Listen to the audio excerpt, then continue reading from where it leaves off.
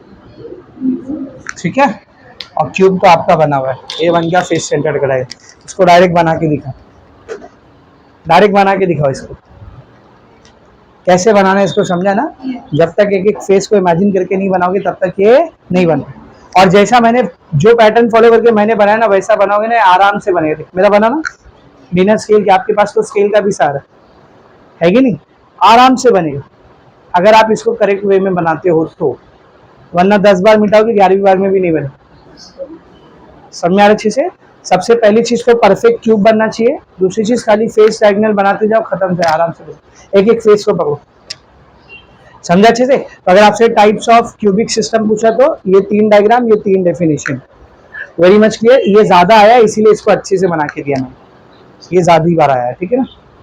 सुने रे, अब मैं आपसे एक क्वेश्चन कर रहा हूँ, सिंपल क्यूबिक यूनिट सेल में कितने एटम होते होंगे? 8। सिंपल क्यूबिक यूनिट सेल में कितने एटम होते होंगे? किधर रहता है इसमें कॉन्स्टिट्यूएंट पार्टिकल? 8 कॉर्नर पे। तो कितने एटम है? बॉडी सेंटर में कितने होते होंगे? 9। Very good. फेस सेंटर में 14, 8 और 6 14 है ना, 14। सही है, तीनों wrong. Simple cubic unit cell में एक ही एटम होता है। कितना एटम होता है बोल? एक। Body centre cubic unit cell में 2 एटम होते हैं, और फेस सेंटर क्यूबिक यूनिट में 4 एटम होते हैं। 1 2 4। नहीं है जब मोरी एकदम, अरे सर कुछ तो भी बोल लो। तो इसके पीछे बहुत ही प्यारा सा लॉजिक है, वो हम लोग देखेंगे ब्रेक के बाद। रुक, अभी बोला ब्रेक, ये बना के जाओ फिर ब्रेक, ठीक है ना। ये बहुत ही इस टॉपिक का सबसे इंटरेस्टिंग पार्ट यही है और सबसे समझने वाला।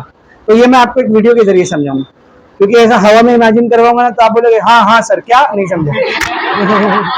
ऐसा पहले मैं 2-3 बार इसको पढ़ाया। हाँ, तो पहले जब पढ़ाते तो सारे अच्छे हाँ हाँ, और जैसे ही खत्म हो ना सर नहीं समझा। इसलिए हम लोग इसको एक वीडियो के जरिए इमेजिन करेंगे, ठीक है।